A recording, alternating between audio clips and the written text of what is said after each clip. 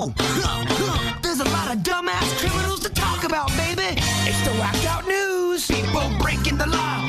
Ha ha, fighting in the nude. Ha, drunk people pooping in the street. Ha ha, it's the whacked out news. So many people on meth. Ow! All right, well, there's an inmate in Florida that is facing new charges after he snuck away from a work assignment to get it on inside a porta-toilet. Oh, yeah, you can't do that.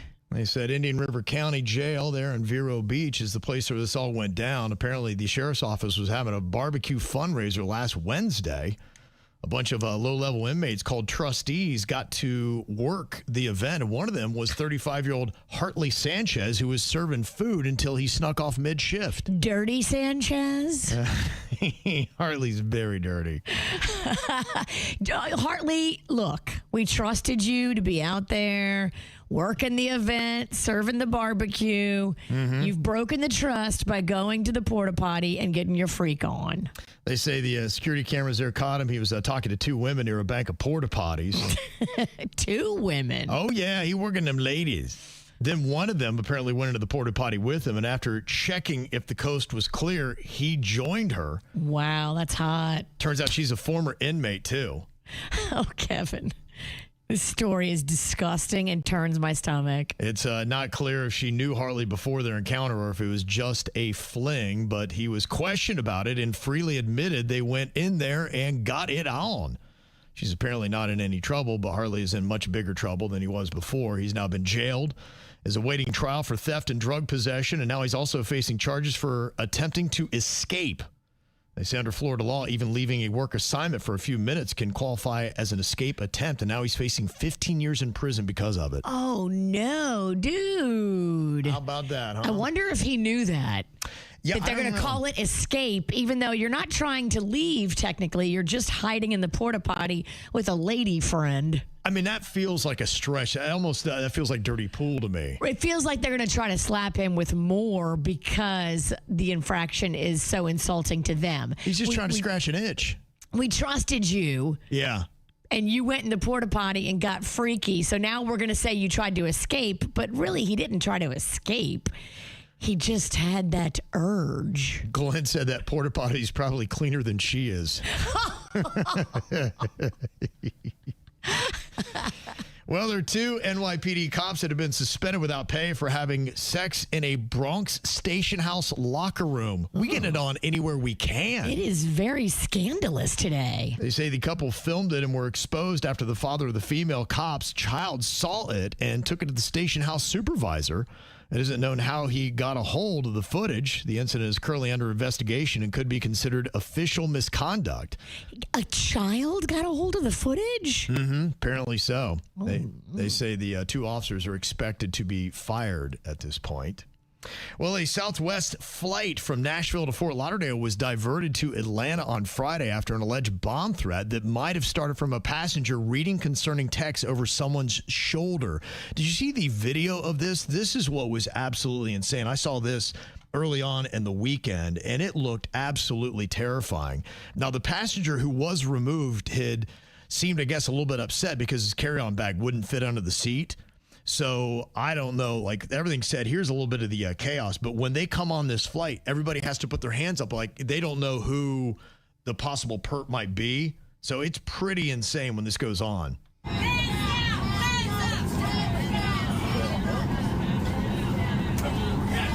think they're saying heads down, hands up. Yeah, so flight crews are instructed to repeat instructions over and over in the case of an emergency. Sometimes they'll say like brace, brace, brace, and they just keep saying it over and over. Like that's what they're trained to do. And maybe because they thought there was some sort of device that could blow on this plane. Yeah, right. They wanted everybody to put their hands up and their faces down. Yeah, it's pretty crazy. Everybody's hands are up. Their heads are basically against the back of their chairs on this plane. I'm on this plane. I have already pooped myself. Oh, my goodness. Yeah, it's not smelling good at this point.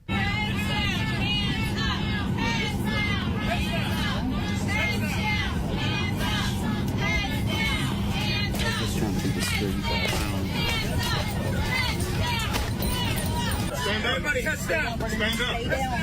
stand up. And here's the crazy thing. You have all of that chaos, and apparently they talked to the guy who they say was acting erratically, and they're like going, okay, you're cool. And then just that was it. We just all walk away. So you had all this kind of stuff go on. They had the dogs coming out, sniffing everything. Apparently everything was good for hours. Everybody gets rerouted. You're landing at another airport you didn't think you're going to go to. And then they don't land till 3:20 a.m.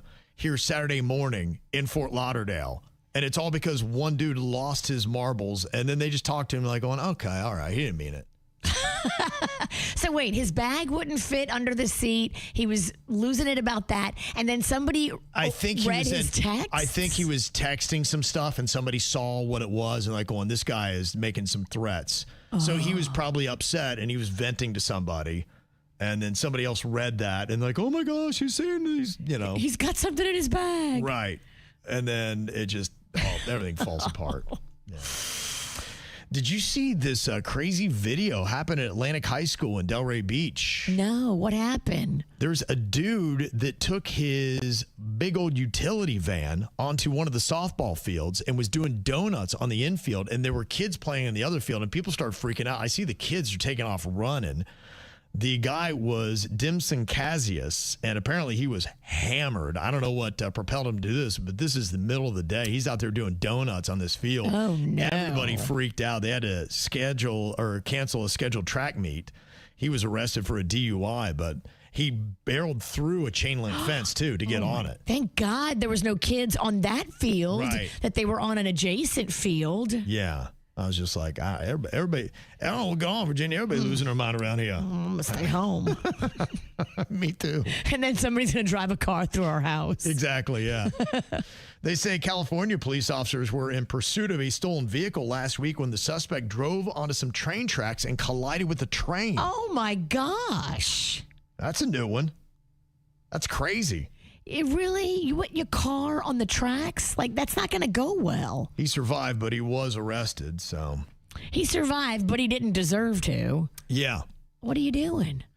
There was, they say, during a home showing in Northeast Cape Coral, surveillance cameras recorded a guy helping himself to the homeowner's alcohol and then later falling asleep on their couch. Hey, do you want me to buy this house or not? He was part of a tour by the buyer's agent. He walks right to the liquor shelf. He takes down a drink. It's kind of a great scam. If the house is still occupied and the homeowners aren't there, usually it's just the real estate person. What are they going to do? I've heard about people that do that as a weird hobby. They go out and they will tour homes and things like that or go to the open houses. I'm like, why? I love open houses. I wish I had more free time. I would be one of these people that goes on the open houses. Now, I probably wouldn't help myself to their liquor cabinet because that's a little ballsy. Yeah. But I think it's so fascinating to go through a house that's currently inhabited by people. Like their stuff is still in it. I'm not so interested in like new construction with nothing in the house. It's not, people aren't living in it. I like going in the houses where people live in them and you can see all their stuff. Oh, okay. To me, it's fascinating. Yeah, that is pretty interesting to see, what goes on with that. But I'm very nosy. I always thought it would be so fascinating if, like, my neighborhood decided to do home tours and, like, 10 people in my neighborhood signed up for it. So, like, all those 10 people get to go look at all the other 10 people's houses. Right. And it's like a home tour. Right. I would so sign up for that. Yeah, well, it's a Florida thing. So I'm nosy. That dude was like, I'm just going to go in, I'm going to chug down some vodka and take a big old nap. We can't be doing all that. No. And how about this? There were 3 elementary school children in California that apparently got some gummies from their substitute teacher. Oh, no, not the weed gummies. Felicia Boyd gave the candy to 3 brothers age 8, 9, and 11. Oh, no. To celebrate the youngest child's birthday. She's like, oh, well, if you guys want to celebrate and have a party, try these. She knew she gave them weed gummies? Sounds like it, in 20 milligrams each. Is that a lot? I think so. I think it's enough. You don't want to be playing around with that. Oh, no. Yeah, one of the kids said he couldn't feel his body. And they said, let's party. Oh, no. I'm just This is bad. The substitute did this, Yeah, girl. substitute. Yeah, you just can't ever be around children. You're done. You do not have good judgment. No. Yeah, it's over. And this is kind of funny because you ever seen how you were talking about how snarky Wendy's gets with their social media? Yes, they're sassy. So Geno Smith, a dude is actually from South Florida. I think he's from Miami Gardens. He's an NFL quarterback, been around the way for quite a while. Well, he got into a little viral social media exchange with Wendy's. He got released by the Las Vegas Raiders. And when news of his release broke, Wendy's joked on X and offered him a job saying, hey, we're looking for a chief tasting officer. That job I was talking about on Friday that pays $100,000. Yes. He fires back and he says, nah, I'm good. Y'all get your cheese up first.